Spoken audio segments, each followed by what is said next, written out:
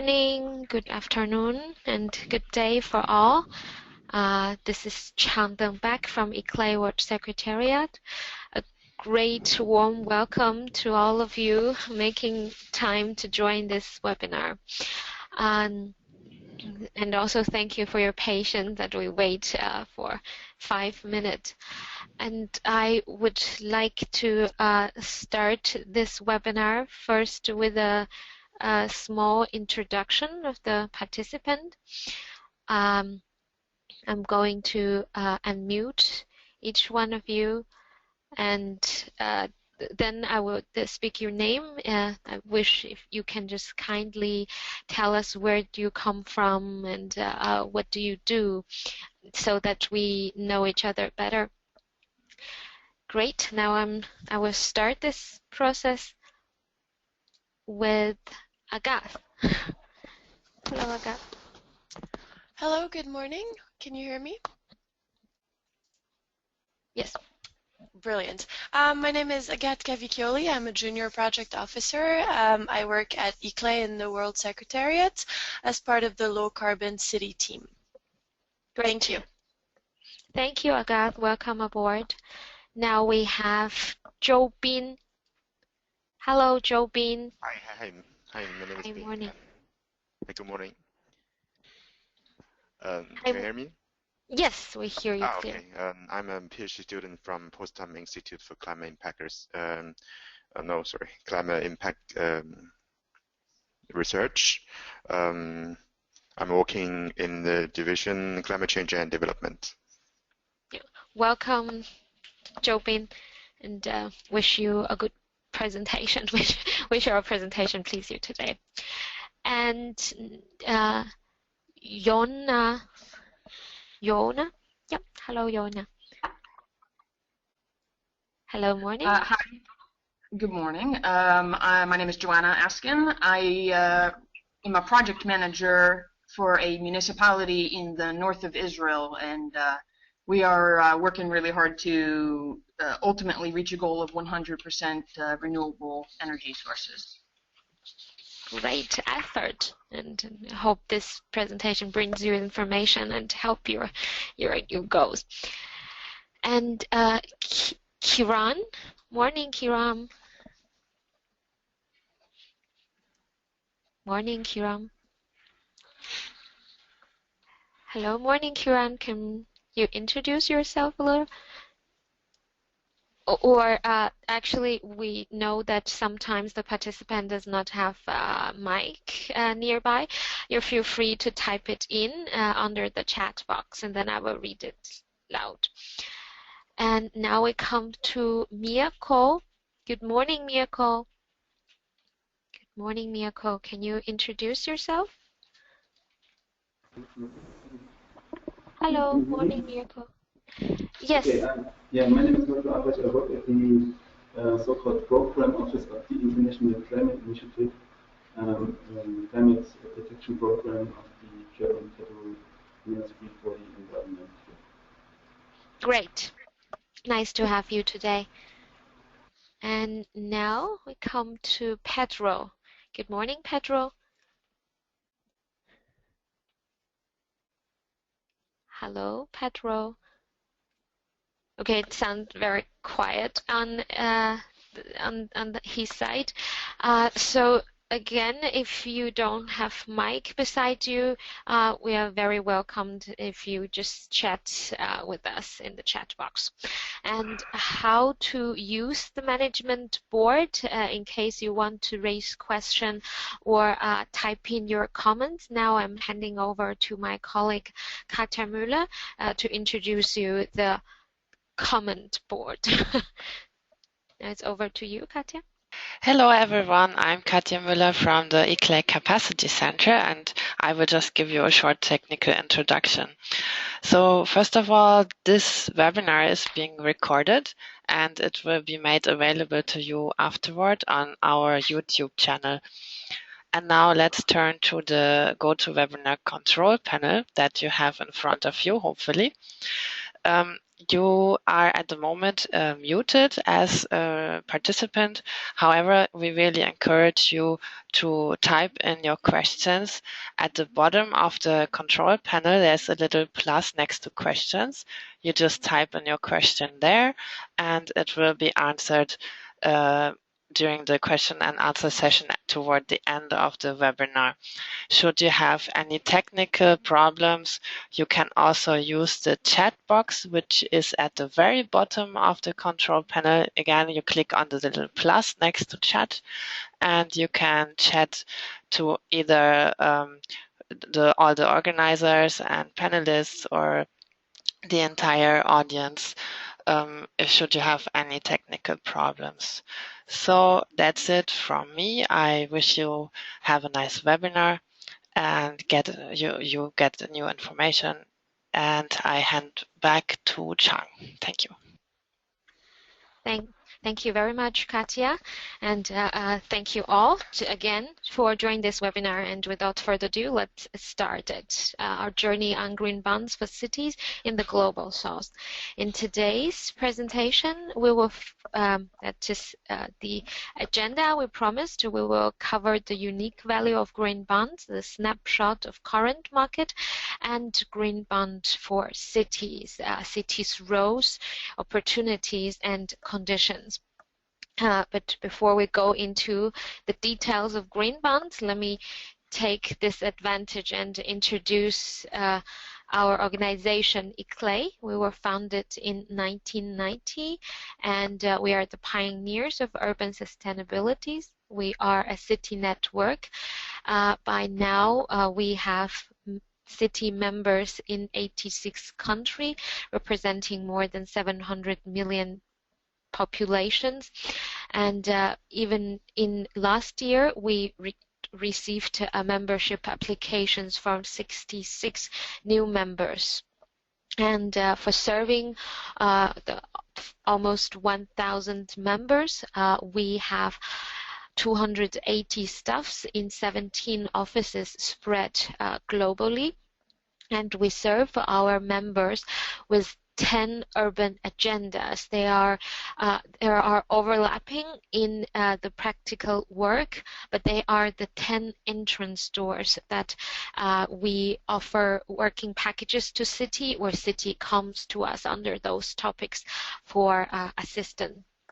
What kind of help do we provide for local and subnational government? In general, they are twofold. We facilitate them in political process, which means helping them developing action plans or advocating for them at international events. At the same time, we also provide systematic and technical support, which include providing guidance, tools, as well as webinars under specific topic as today. And today's webinar is hosted under a program we called TAB. I believe you are familiar of that because I checked most of you are coming from the TAB contact list. The Transformative Action Program is a program co-founded by ICLEI, AFD, C40, WWF, R20, and GIB.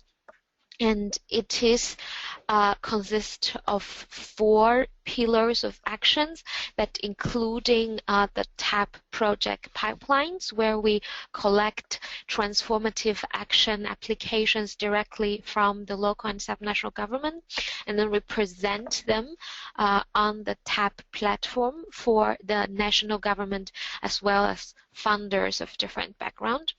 And then we use the aggregated statistic from the project to send advocacy messages to international events to accelerate the climate action regimes developed at international level.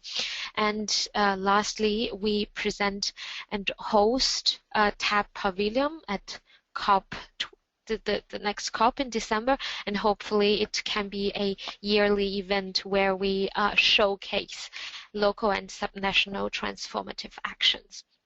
And we understand that the cities applies on TAP platform are looking for financial opportunities to finance their transformative action. That is why today we invited two experts, Padraig, Oliver, and Viola. Padraig is it's from Climate Policy Initiative, and he worked in climate policy and finance field since 2006, and since 2011 he joined Climate Bond Initiative, and he is specifically working on connecting the bond investors' requirement to low carbon projects, designing and implementing climate bond standard and certification scheme. So I believe if you have any practical questions regarding to policy and the funders' needs, please use this opportunity. And then we also have Viola. Viola is from South Pole Group, and she is a consultant there and managing projects aiming to develop tools that facilitate financing of mitigation activities in cities. So now I will hand the floor to the real expert, and now the floor is yours, Viola. Oh, yep. Did I? Hello? Yep, thank you, Chang. Oh. I'll just wait for the screen to go to Viola's. Yep. For the presentation. It should be in a second. Well, in the meantime, maybe I'll just do a quick introduction of CPI, Climate Policy Initiative, and Viola, perhaps you could also introduce South Pole Group, just so everybody understands where we're coming from. CPI is a think tank of researchers. We work on land use and energy policies mainly, with a focus on finance across them. Our climate finance stream here works a lot on the best use of public finance in developing countries so that they can attract the most private capital possible. We do that through two ways mainly. One is doing in-depth case studies on different projects or programs, how many stakeholders are involved, the risks allocations across them, the instruments used to mitigate risk, and what are the best lessons basically from different ex-post analysis of the projects to see how can they be best replicated and scaled up for climate finance in general. And then the other way we work on the area is in more ex-ante analysis, where we do a lot of work on innovative new instruments, such as through the Global Innovation Lab for Climate Finance platform. And our work in green bonds is part of that kind of stream. We do a lot of analysis on the low cost of debt in existing projects or programs to see what is the best way to tap new investors. And then for myself, in a previous life, I was part of the Climate Bonds Initiative since 2011, where we did a lot of the early stage advocacy work around trying to get the green bond market going, including with municipalities and including with developing countries such as China, for example. Viola, would you like to introduce South Pole? Yes, very much. Thank you, Padraig. Hello, everyone. I'm happy to have you here in the webinar. So my name is Viola Lutz, and I work for South Pole Group. We are a global sustainability solutions provider with 130 people in offices really around the world. We have a lot of experience in developing CO2 reduction projects and certifying the emissions reductions achieved through these projects via carbon credits. We are also part of the management of a project called Low Carbon City Lab under Climate Kick. Climate Kick is the European Union's foremost climate innovation activity. And in this context, we are looking into innovative financing mechanisms for cities to implement low carbon projects. And it is in this context that we're diving into the topic of green bonds. Personally, in my previous life, I started out in management consulting with McKinsey, and most recently worked in Paris for the 2 Degrees Investing Initiative, a think tank in the field of finance, of green finance, aligning the finance sector with the 2-degree climate goal. And well, now I'm with South Pole and look forward to the webinar. Great, thanks Viola. So can you move on to the agenda slide?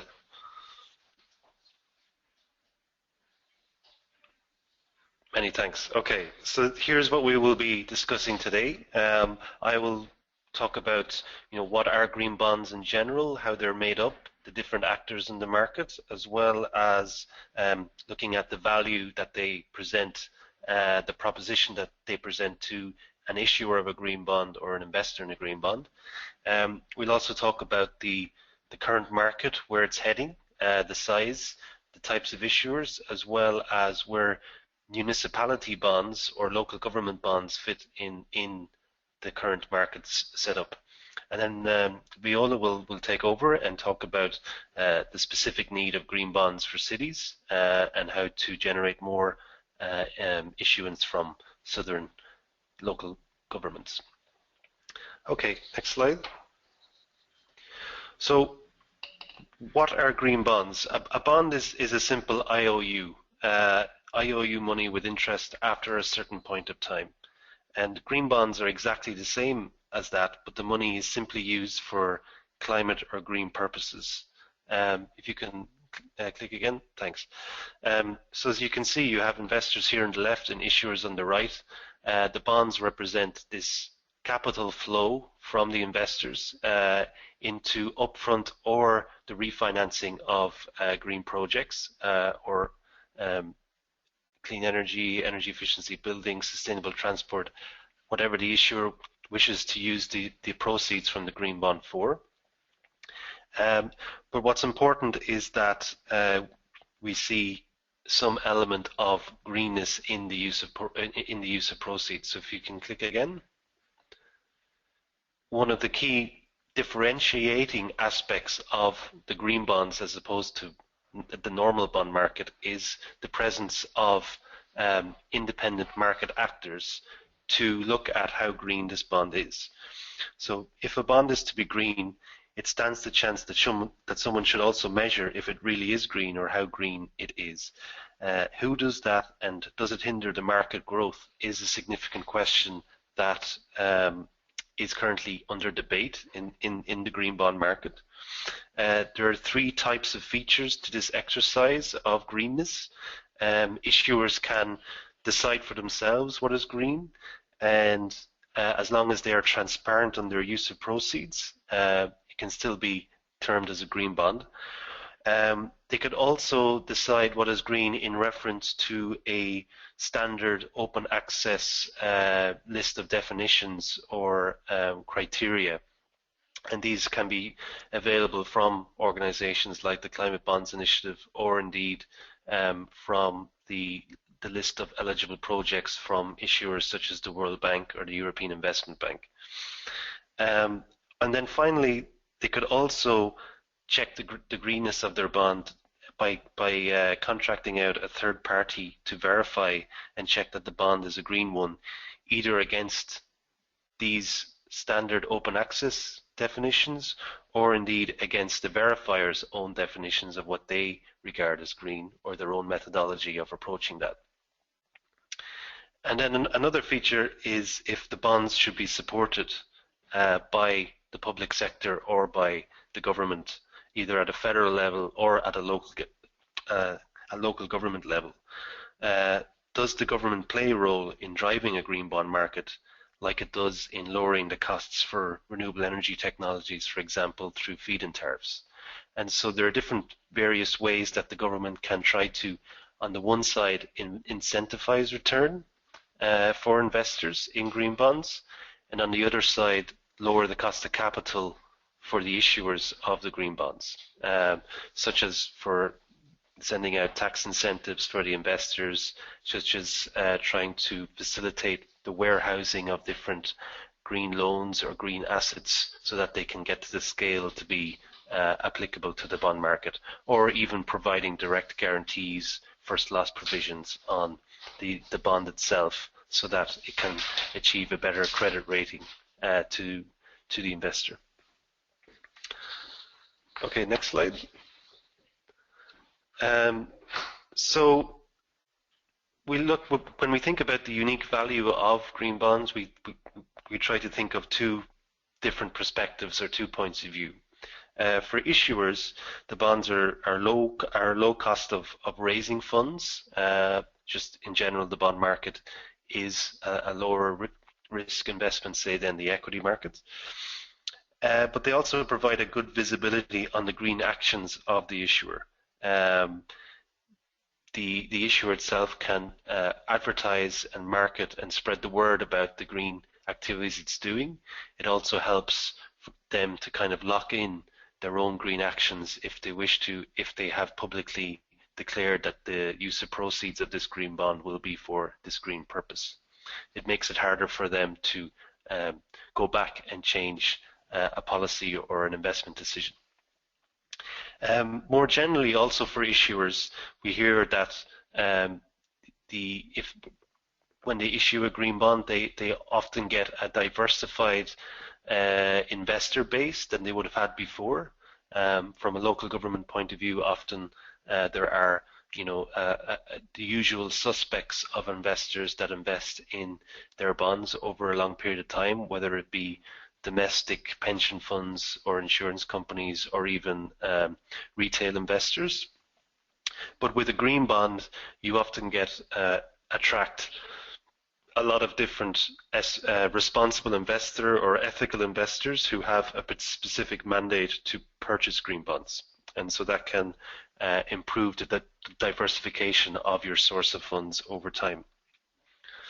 We've also seen this, for example, when the issuers of green bonds report that their green bond has been oversubscribed significantly more than their normal bond would be.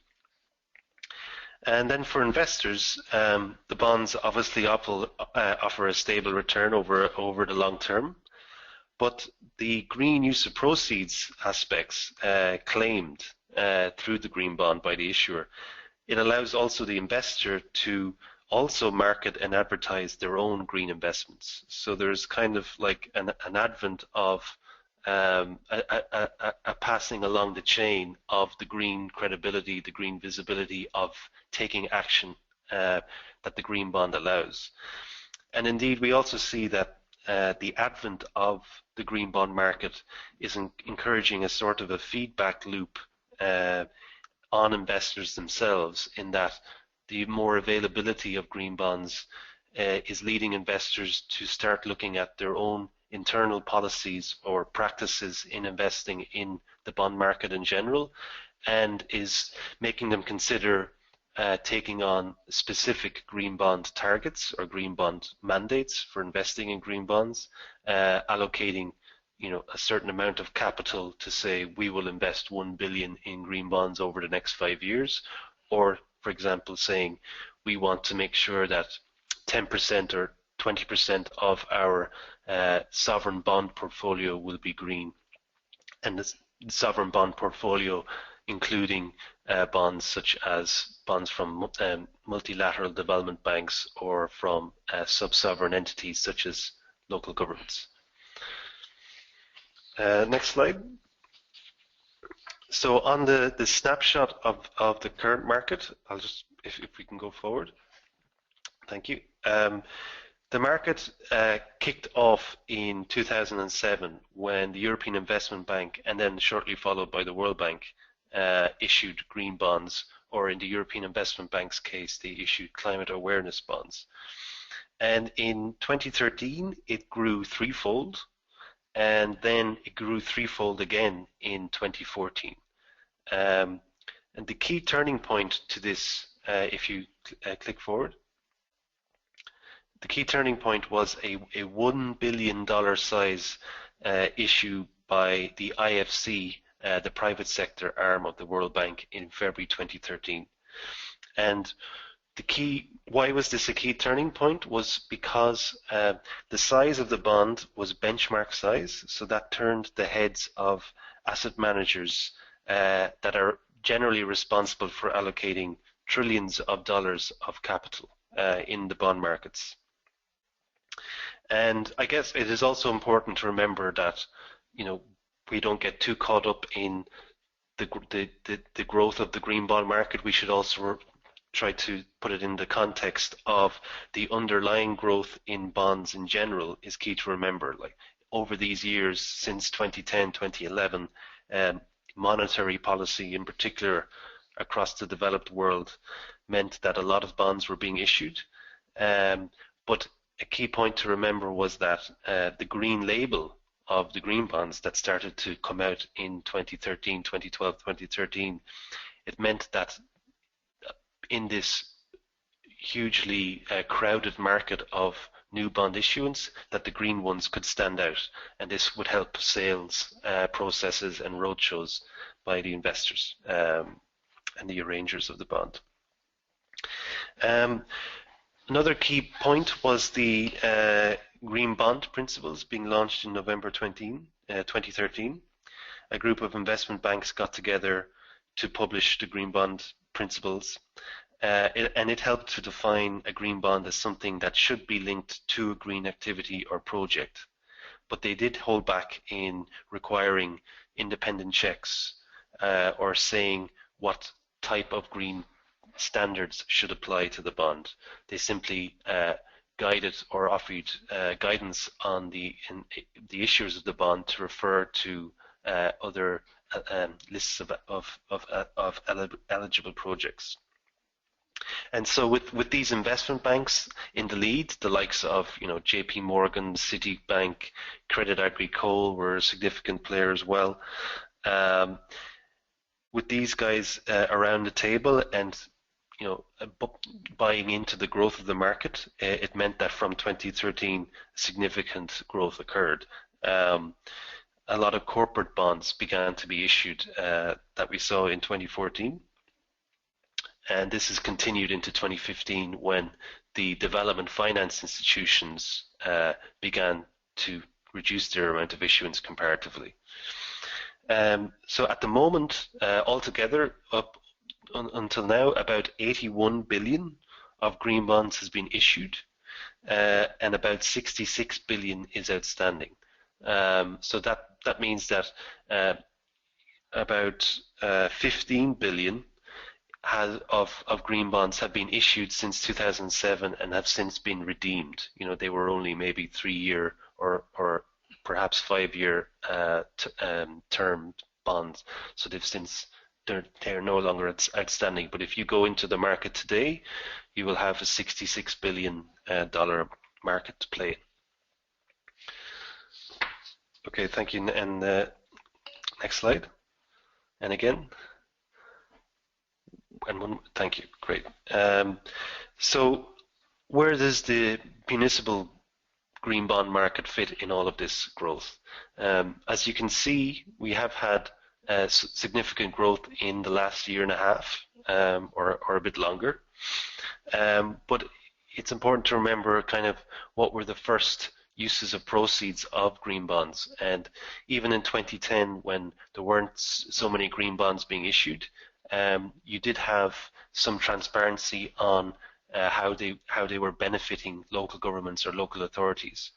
And the communal banking green bond in Norway was particularly transparent or concise about saying that their green bond was being used to provide low-cost loans to local authorities and local government in Norway for different green activities such as renewable energy or energy efficiency programs. And so this is not to say that municipal green bonds themselves are not important, but it's just to offer that color that there are many different ways of making sure that green bond finance flows to cities or for the benefit of cities in the end.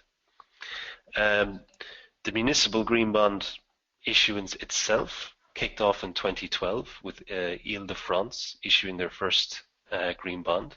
And it's interesting to see that they have issued 3 green bonds now in total since 2012, and it's interesting to see how they have changed over time.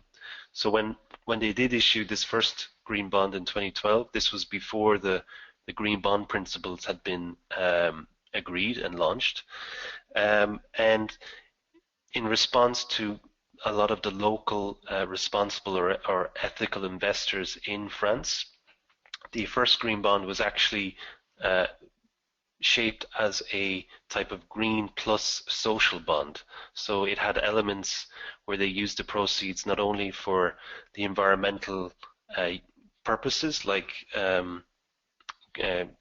renewable energy, sustainable transport in the city, but they also said that they would use the money for social housing or for general green spaces, energy, forest conservation, these type of activities. And then over time, with the launch of the green bond principles and the growing investor demand for green bonds, they have a lot. Their next two bonds were fully green bonds, where they had a list of eligible projects that were green, and also they reported on them and the use of proceeds through 11 indicators, such, for example, tons of carbon emissions saved or energy savings, etc. And in their last iteration, their last green bond that they've done, the third one that they've done, it was interesting for them to note that they actually reduced the number of indicators from 11 indicators to 9 indicators based on what their dialogue with investors and what the investors wanted to focus on. So if having more indicators meant that the bond was more difficult to report on or more difficult to issue in the first place, then the investors were okay in communicating to them, this is the minimum amount of information that we want you to focus on and report on, and so please focus on that. So that's an interesting kind of side tale or side story in terms of how the muni bond market is gradually growing or changing. And in 2014, we had the first green bond from a developing country local government in Johannesburg, which mostly went to local pension funds or local investors. And we haven't seen yet too many other green bonds from cities in developing countries. We have seen some banks come to the fore, some corporations in India and other places, but not yet from cities, and I think Viola will go into that in a bit more detail.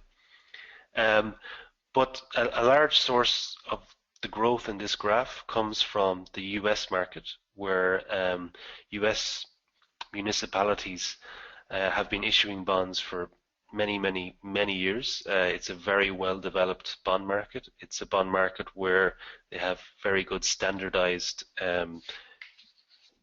bond issuance documents. They have good support for the market across the federal government as well as the state governments. And so there is also a good track record of them being very transparent on what they use the bond proceeds for. And this is often due to the fact that local governments in the US often have to have votes if they want to issue a new bond, because the bond will be guaranteed by the taxpayers in the local area, and they often ask these taxpayers, is it okay if we issue a bond? For example, California has been issued an $11 billion water bond a few years ago, where they had a big vote about whether it was okay to issue this bond or not, and they were clarifying that the use of proceeds would be for improving the drinking water supply and this sewage management system. So America is where a lot of the municipal green bond action is happening as a result of that. But I will let Viola now go into a bit more detail about the potential of the developing country local governments or countries, cities in the south, perhaps taking over. Thank you, Padraig. So, green bonds for cities, how to move from north to south. We've heard the market is growing. We've also heard that the bonds and green bonds in particular are a great opportunity to access low-cost finance. So what are the barriers to using this instrument in emerging and developing countries and local governments there? So one problem has been the project pipeline of low carbon projects in municipalities. So there's a lack of deal flow, so a lack of projects that could potentially be financed by green bonds. One of the reasons for that is that at times there's a kind of a wish list, a great number of projects that cities think of implementing, but there's no prioritization of projects as to their environmental impact or their socioeconomic impact or very basically their feasibility of implementation. And this prioritization of projects really is needed to prepare the projects in a way that they can be well presented to investors so that they're bankable in the end. So another problem is an uncertainty around whether projects actually qualify for the issuance of green bonds. So that is really an uncertainty around the question of whether a project is green enough, or green at all. And at the moment, there are standard setting processes ongoing. To name two prominent ones in the field of green bonds, there's the climate bond standards that are driven inter alia by the Climate Bond Initiative, and there are the Green Bonds Principles that are driven, for example, by the International Capital Market Association, ICMA. And these standard setting bodies are developing criteria for different sectors so that municipalities can qualify and can look at projects and qualify them as green or not. And green projects are, of course, projects that concern the production of renewable energy, that result in energy efficiency gains, waste treatment. So there are a number of possibilities here. Apart from the project pipeline or the lack thereof, one problem to the issuance of green bonds in developing and emerging countries has been a capacity and a knowledge gap. So issuing bonds, and green bonds in particular, necessitates a knowledge of the standards to kind of qualify projects as green. It necessitates knowledge of bond issuance processes, of how to report on the usage of the sold bonds, of the usage of the proceeds. And of course, it was mentioned before, there are various options how to verify the greenness of projects and bonds. So again, this needs to be arranged. There are several options where cities need to decide which options to go with. Do they want an independent verifier? Do they have their own standards? And all of this necessitates a significant amount of management. One of the last barriers I want to mention in this context, and in quite a large one, is the question of creditworthiness. So maybe first a quick step back to quickly look into it. What is creditworthiness really? So at the very bottom, it's the question of whether or not a city or local authority is worthy of receiving credit. So it is essentially an opinion by third parties, mainly lenders, on whether debt service payments on these bonds will be made fully and on time. So basically, if a lender has the confidence that the borrower has long-term financial strength and has the ability and willingness to pay the debt obligations in full and on time, then a local government will be deemed creditworthy. And there are different ways of how this creditworthiness is named, of the labels that are applied.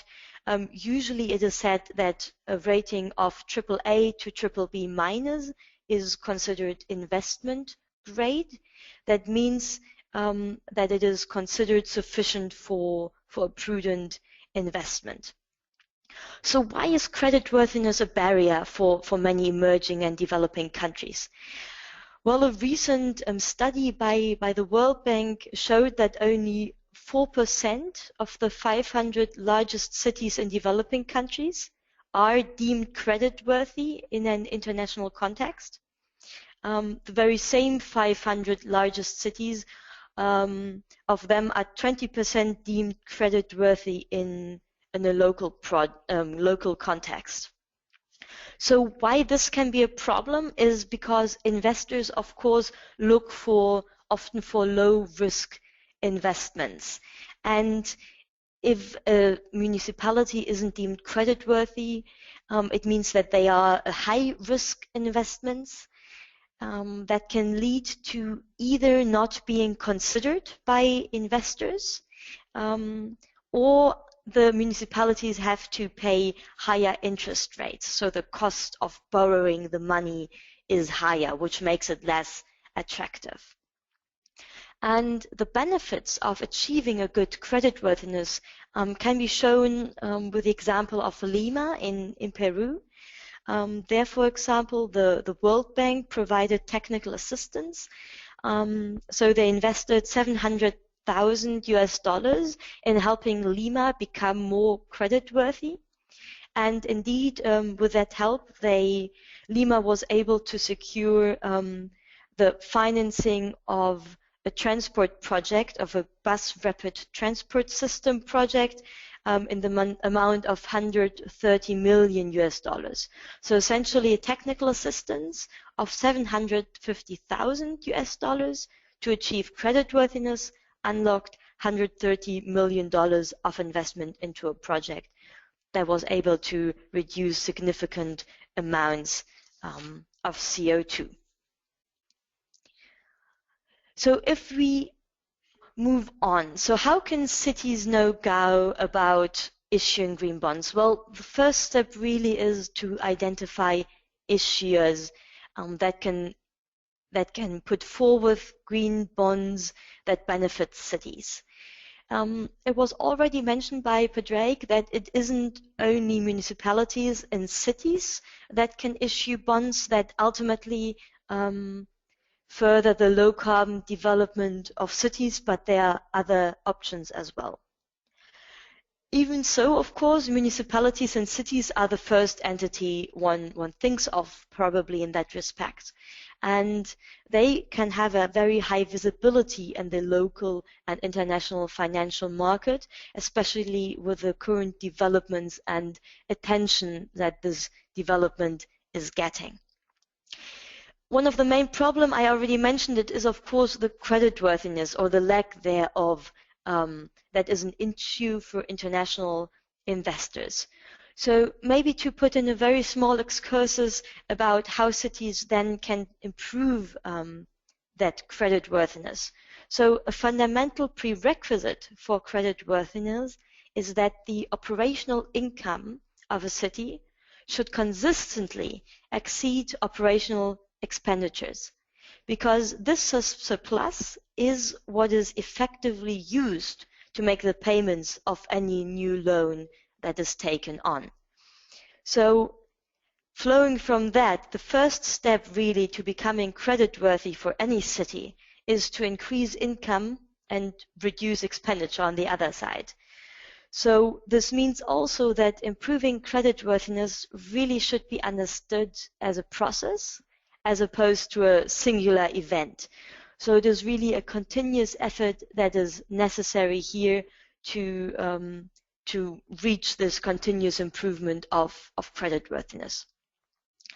Of course, not only municipalities and cities can issue green bonds. For example, city-owned utilities are great issuers of green bonds as well. Of course, depending on to which percentage a utility is owned by a city, what the governance procedures are, how much political influence also is exerted on the city-owned utility, the creditworthiness of said utility is also related to the one of the cities. However, there's one great advantage. As utilities are often structured in a more private sector manner, they often have a clearer balance sheet, and the future cash flows are often easier to approximate, to identify, and to estimate for the future. And this is often clearer and more manageable than the future cash flows of, say, a city, where factors also such as the macroeconomic environment can play a high role in determining the future cash flows as cities, such as income from taxes. Other options are also companies, private sector companies that develop city-level projects. These can be local, national, or international companies. Of course, their creditworthiness is independent of those of cities. Especially national and international companies also often have established and good credit ratings. One caveat can be that, of course, city authorities have to work closely with those companies to ensure that the proceeds really benefit the projects of high priority for the cities and meet all the standards that are of interest. One last important group of potential green bond issuers are multilateral development banks. They have been so far the biggest issuers of green bonds. Just to name one example, since 2008, the World Bank has issued green bonds with equivalent of 8.5 billion US dollars. They often have a high creditworthiness. They have the benefit of being easily able to pool several projects to kind of give out one green bond jointly for a number of projects. And of course, they can invest the proceeds into city-level projects. So now, how should one go about determining how to issue a bond and what type of bond to issue? So the first question to ask here really is whether a city can issue bonds. That can depend on the number of factors. For example, whether the national legal framework allows for the borrowing of local entities and how fiscally autonomous a local government is. If the city can issue green bonds, the next question is whether there's an IG credit rating. So basically, if you follow from that little box on the left top corner, so can cities issue green bonds, question mark, the green yes arrow to the next blue box. So the next question is whether there's an IG credit rating. IG means investment grade. So basically, is the city considered well and credit worthy? If that is the case, well, then really there's no hindrance in starting to issue a green bond, such as, for example, Johannesburg City has done, as was mentioned before. So what happens if there's no investment grade credit rating?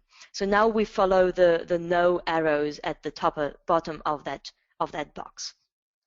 So one option is to issue project bonds. So project bonds are bonds that are issued for a specific project, and the interest rate payments are sourced from the proceeds of that project. So to take the example of US wind farms that have been financed a lot via project bonds, the loan payments are made from the proceeds from selling the electricity produced by these wind farms. Another option in retrospect can be to explore multilateral development banks to purchase banks. One recent example has been work by the India's Yes Bank and the IFC, so the International Finance Corporation, the private sector financing arm of the World Bank. So the Yes Bank issued around the equivalent of $50 million in green bonds, and they were bought by the IFC. So let's go back to the beginning, to the top left box. Can the city issue bonds? What is if that is not the case? So now we follow the red arrow to the bottom of the slide. Then the next question would be whether a public utility can issue bonds. If that is the case, then we follow again the question of whether this is investment grade or not. But what if a public utility is not able to issue bonds? Well, one option is to engage with private sector issuers to consider PPP, so public-private partnership options, or pooled options. So this really concerns going out and speaking with the local, national, and international private companies on the topic. If that is of course, again, a big caveat, also dependent on the management capacity of a city to manage such a process so that it remains beneficial to its own targets. Another option, if neither the city nor the public utility can issue bonds, is to explore options for multilateral development banks to issue bonds, as mentioned before. And lastly, one can of course work on improving one's own creditworthiness.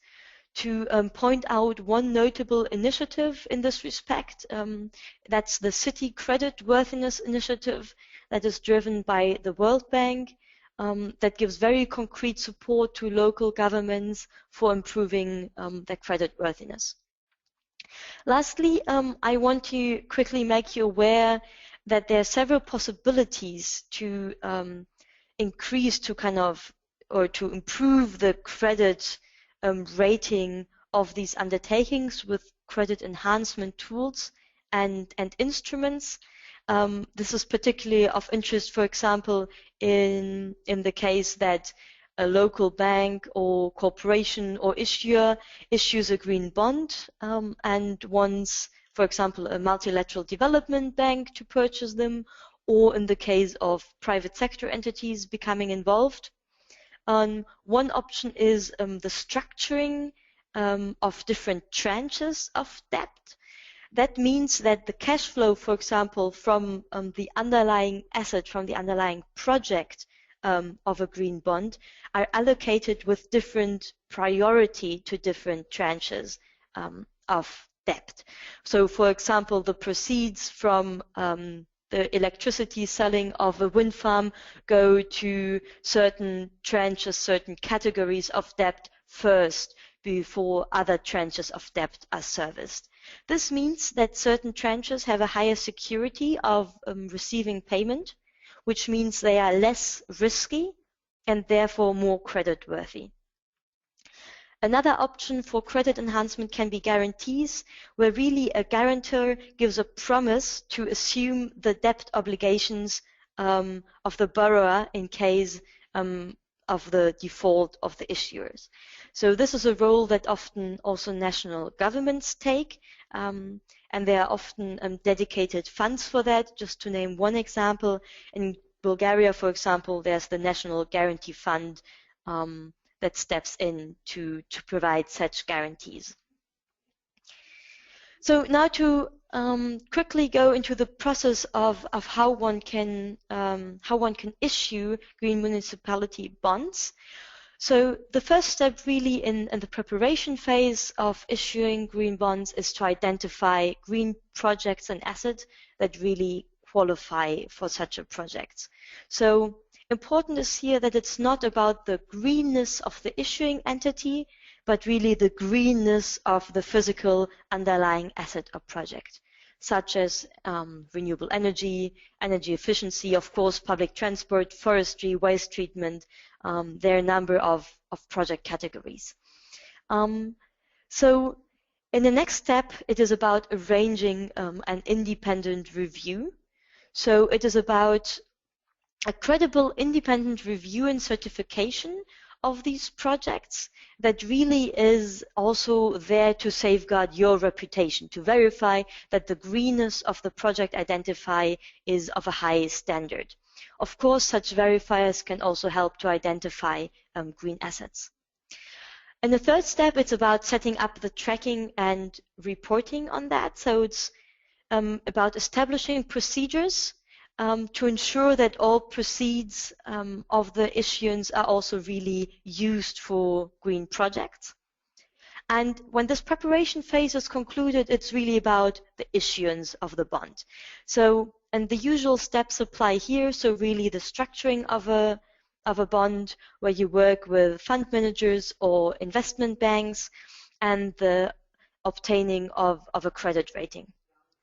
Lastly, once the bond is issued, the green bond, there need to be monitoring procedures in place that report annually that the funds are still and continuously used and allocated to green projects. So what is the key takeaway really from all of that? So green bonds essentially are just regular bonds, but bonds that ensure that the proceeds are used for green and climate purposes. The unique value for issuers can be that it's a way to access low-cost financing and show your green investments, and thus gain a high visibility into the international market, and also to diversify your investor base. We have seen that the market has grown very rapidly. There's a 3 times growth in 2014. Municipal green bonds particularly have reached an issuance of over 4 billion in 2014, for the moment being really mostly in the US and increasingly also in the European Union, less so in developing emerging countries, with a notable exception of Johannesburg. And barriers that need to be tackled to bring green bonds to municipalities in the emerging and developing countries are procedures to identify the right issuers, to build the capacity of issuers, to identify and create a pipeline of climate-friendly investments, to really build the creditworthiness of the issuers, and of course to transfer knowledge to support all of the just mentioned processes. Lastly, I also want to use the opportunity to really encourage you all, if you have an interest in green bonds, if you're interested in capacity building on the topic, or if you have projects where you could consider also piloting the issuance of green bonds, then please feel free to contact us. Here there are our email addresses. Feel also free to type in your interest into the chat box that was mentioned, and we will be happy to get in touch with you to see how we can support you going forward. So yes, thank you very much, and I would suggest that we have now some time for question and answers.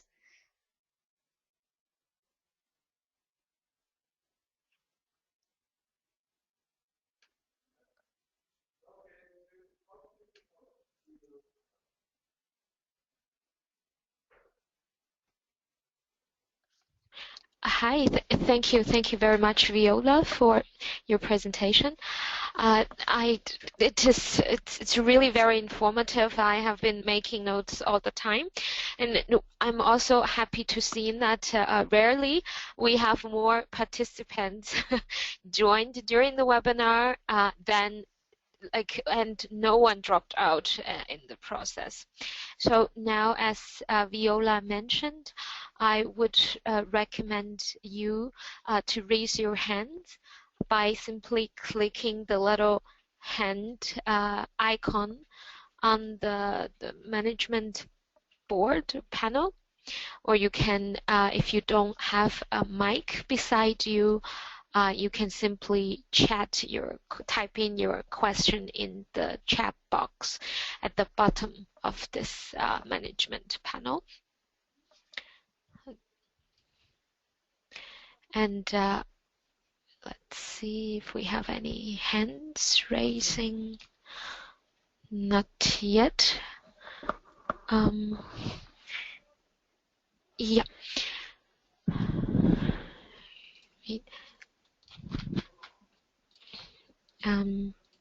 Otherwise, I would also actually have a question. I heard in the introduction of the participant that we have someone here, Joanna, from a municipality in the north of Israel, who has set the goal to become 100% powered by renewable energy in the future.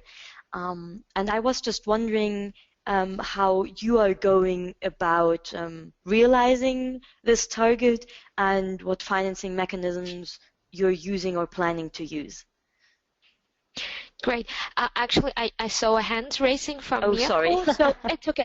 I will first unmute the one that you just asked question, and then which is Johanna, and then I will unmute Mirko. So I'm not forgetting you, Mirko. Great. Joanna, now you're unmuted. Yes. Yes. Well, we're a fairly small municipality, about 25,000 people. And we're kind of starting slow. We've only been in the process since 2011. We started with a large project for us, which was to change all of our street lights and parking lot lights to LED, and that already cut the energy use from the municipality, not residential, but from the municipality by a huge percentage.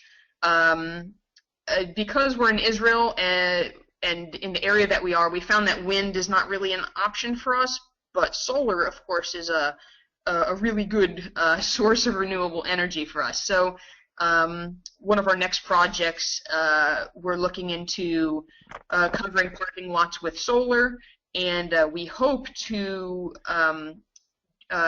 launch a cogeneration, a biomass project in the near future. Okay, fascinating, yeah. Thank you for sharing. And now it's over to you, Mirko. Yep, you're unmuted. Hello, Mirko. Thank you. First of all, thank you very much for this interesting presentation. It really addressed some of the questions I had before, so thank you to the presenters. I have two more questions. One is there any good examples for green bonds on a city level for energy efficiency? Do you know them? So, would be nice to know that. And now speaking from a donor perspective, I wonder where you see the real needs in terms of capacity building when it comes to build capacities for the issuing bonds on city level. Is it more on the local authority side? Is it on the finance sector in the country, or on subnational country? Is it on the commercial bank side? So where do you see the needs to be addressed in order to accelerate market access? So thank you.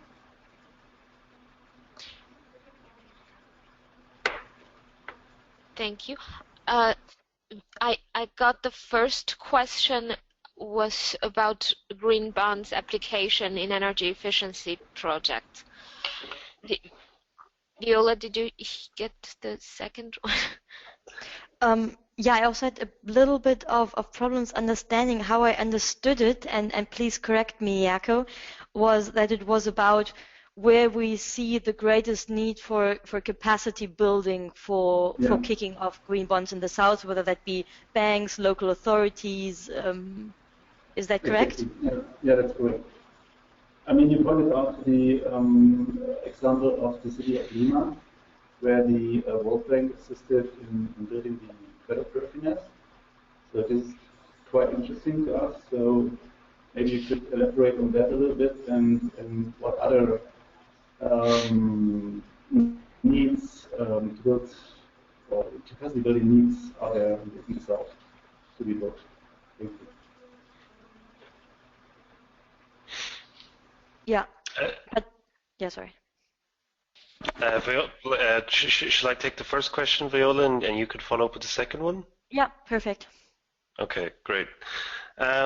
For the energy efficiency, it often relates to the type of issuers. So for the multilateral development banks, as you can imagine, they do provide a lot of energy saving loans or energy efficiency type loans to industry or commercial users in developing countries. And so they often report, if you try to look at their green bond reporting or green bond impact notes, they will have some case studies, examples of an energy efficiency project that was supported by the use of proceeds from the green bonds.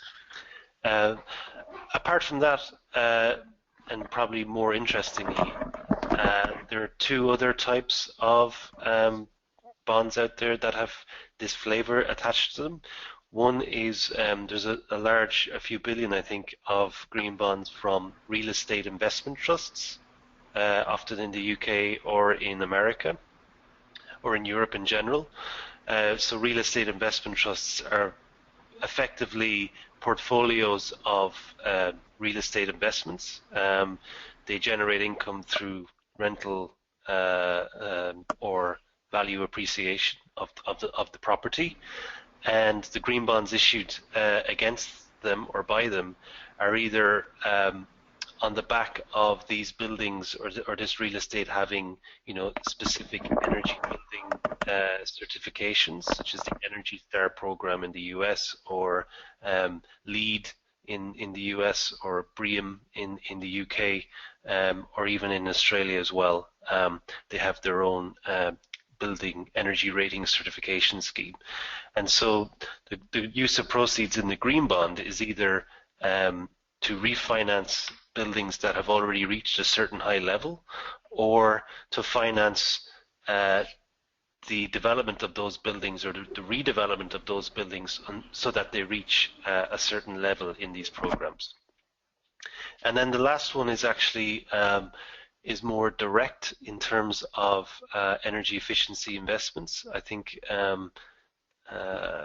there's a group called Hannon Armstrong who have almost like a warehouse. They have issued asset-backed securities where the security is directly, the return to the investor in the asset-backed security is directly linked to the cash flows from energy efficiency loans that they have made, or from solar rooftop loans that they have made. So that's kind of an interesting one, in that the investor in that particular type of green bond is investing directly in the cash flow from an energy efficiency loan. Those are the main examples I can think of where energy efficiency features in the green bond market. Viola, if you have any other ideas. No, I would go to answer the second question. Just to repeat for everyone, that question is about where we see the greatest need for capacity building to kick off green bonds in the South. So, I mean, first of all, I think the private sector side really is not very much a need. We've seen that especially corporate green bond issuance is increasing a lot. It's really taking off.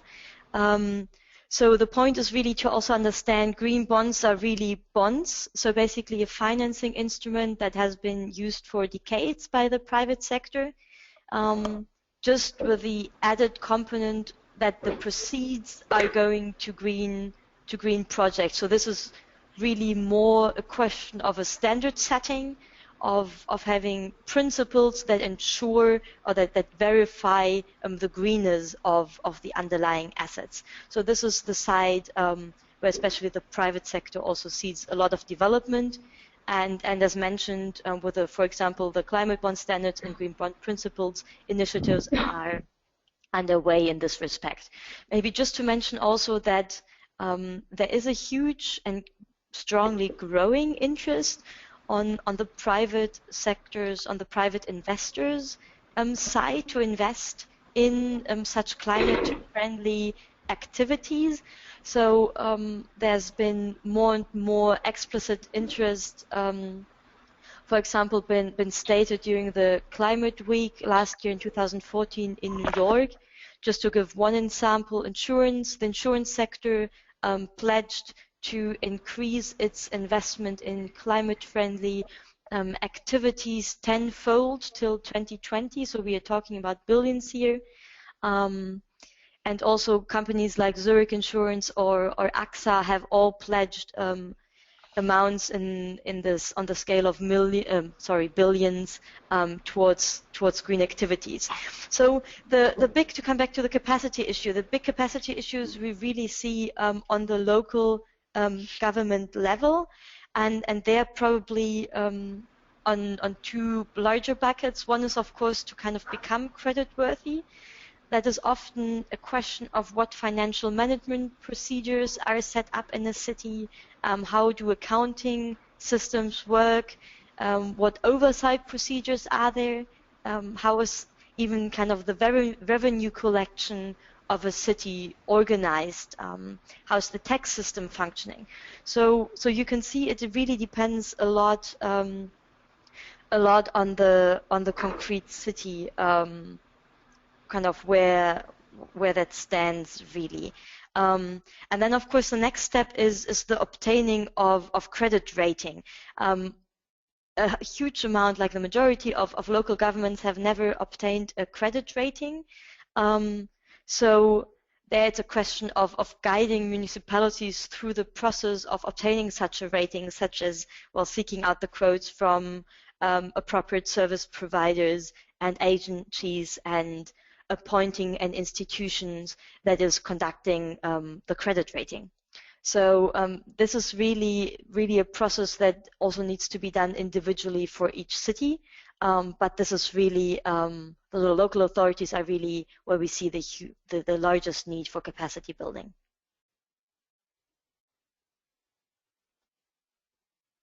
Thank you. I thank you, Viola and Padraig. I hope it answers your question, but if there's anything unclear, just raise your hands again. And now we received a new question that is very interesting. That's also what I'm thinking of from Stefan from Joburg, actually. Is there a risk that broad spectra of what is considered green affects the future development of green bonds? And what can stakeholders like the World Bank and investors do to counteract the fears of greenwashing and to loosen of green bonds concept? Not Joburg. Gothenburg. Sorry, yeah, my problem. So what can the stakeholders do to counteract the fear of greenwashing and to loosen of green bonds concept? Apologize that he's from Gothenburg, not Joburg. So Padraig and Viola, any taker of this question? Happy to, Padraig. Otherwise, yeah, well, I'll just give my 2 cents worth. Oops, sorry, the phone is gone. Perhaps Viola, if you answer first. Yes, sure. So I mean, of course, there's a huge fear of greenwashing. I think really what is important and what is gaining traction is really the standards and principles development. So I think standardizing that, so not going with one's own principles and standards, but using like independent standards, and then independent third-party verifiers to ascertain the adherence to these standards can be a huge bonus.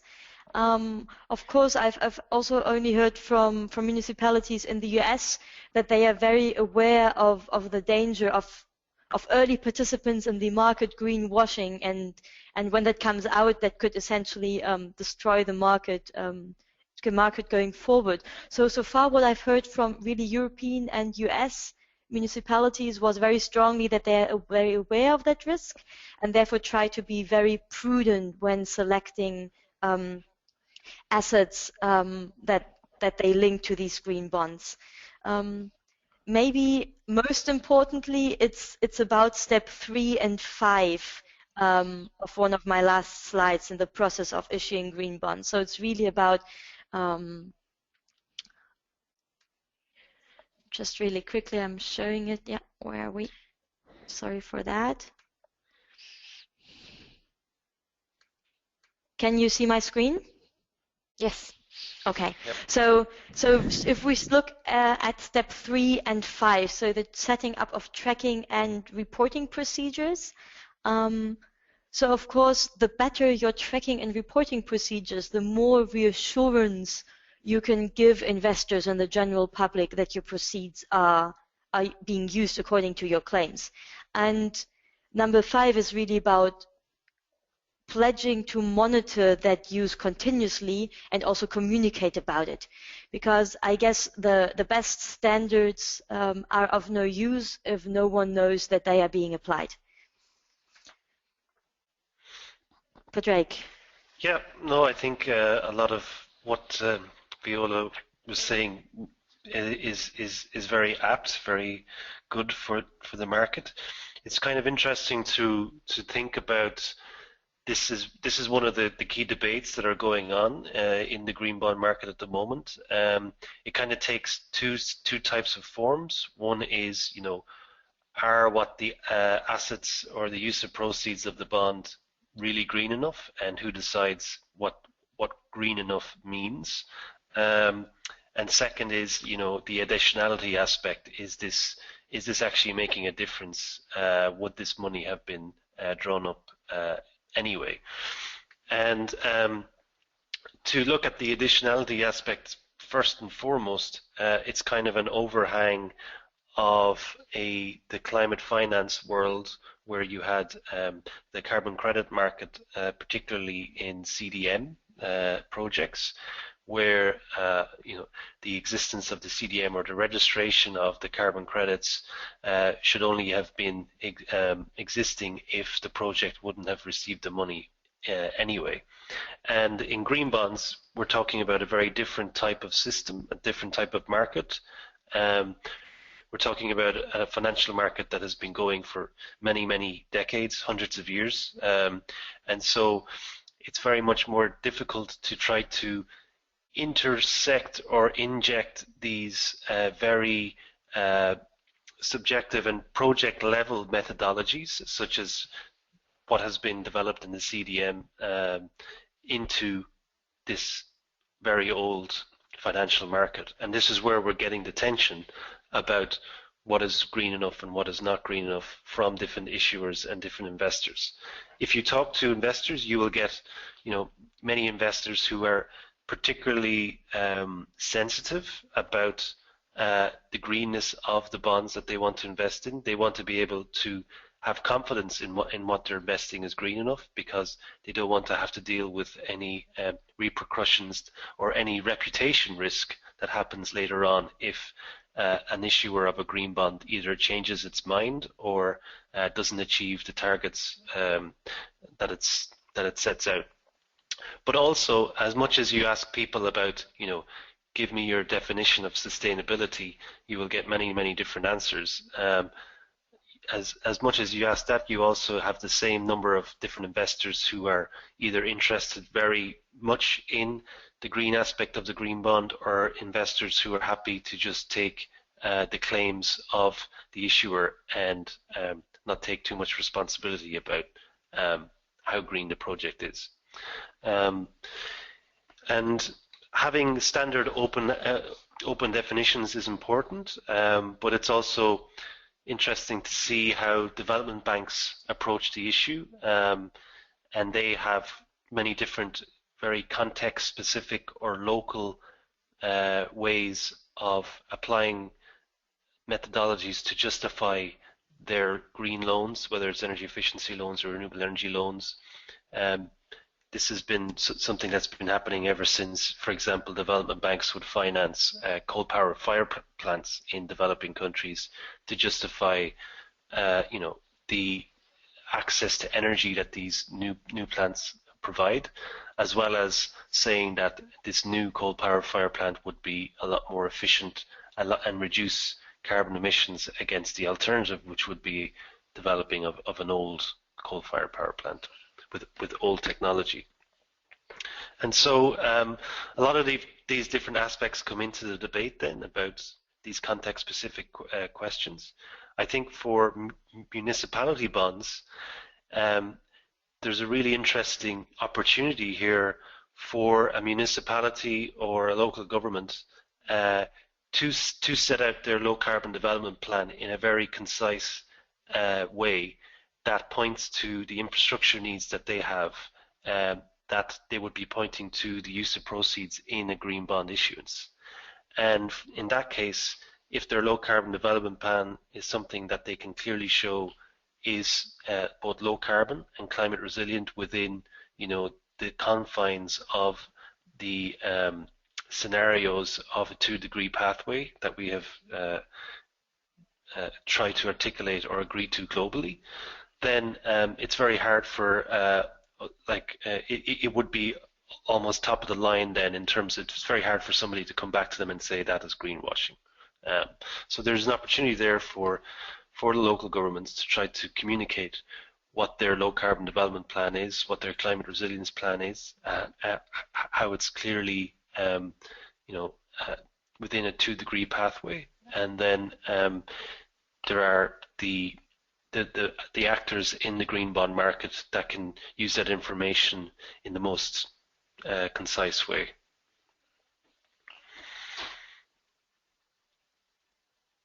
Thank you, Padraig and Viola. Thank you very much. I see there's no further questions asked or hands raised. If you have any other questions or you want to rewatch this webinar, we will send you the link after today to the email address you use for register this webinar. You can also reply to this email address for any further questions, or directly contact the two speakers whose contact detail is right now on the screen. And I see we are almost on time. I actually, in the end, I still want to ask one more question, if I can use that to close the webinar. Padraig and Viola, I heard mostly today that green bonds are a good method to be used for mitigation action financing. But what is your insight or experience in financing resilient project, which usually does not bring a return of investment? What kind of mechanism you can use to leverage the payback? Any thoughts on that? Well, you're correct in saying that, you know, there isn't typically cash flows related to adaptation or resilient investments. However, there is a kind of a happy sweet spot when we talk about municipality bonds and the needs for adaptation infrastructure or climate resilient infrastructure, because as it happens, a lot of the infrastructure we need for climate resilience or adaptation, whether it is flood control or storm flow management, whether it is, you know, resilient transport systems, they are often under the authority of public sector actors, and so there is that kind of opportunity for a focus on climate resilience and adaptation in the new infrastructure plans that municipalities might have when they go to issue municipality green bonds. Mm. Okay, I see. So the pledge is the municipalities' income. Sorry, yeah. Go on, Viola. No, sorry, go ahead. No, I'm just making a summary. So in case the project itself does not bring in positive cash flow, the municipality can play the role as the issuer and pledge it with the municipality's income or the cut of the payment, for example, for the risk management and so on.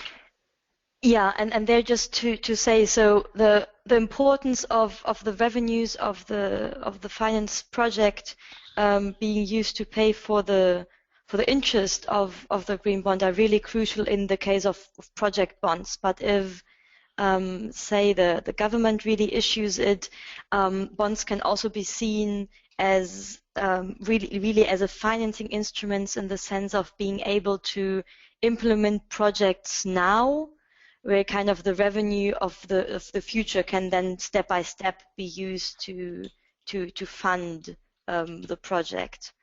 And I think the point that Padraig mentioned earlier in response to the greenwashing question was also very interesting, to kind of link the greenness of such an adaptation or resilience action really to the local overarching low carbon and or climate action plans of local actors.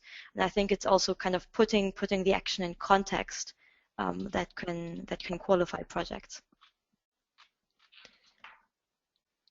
Great. So thank you again for everyone participate and stayed with us until the end of the webinar. And I hope to see you or hear you again on various events. And I wish you all good achievement in your sustainable development efforts. Thank you again, and bye-bye.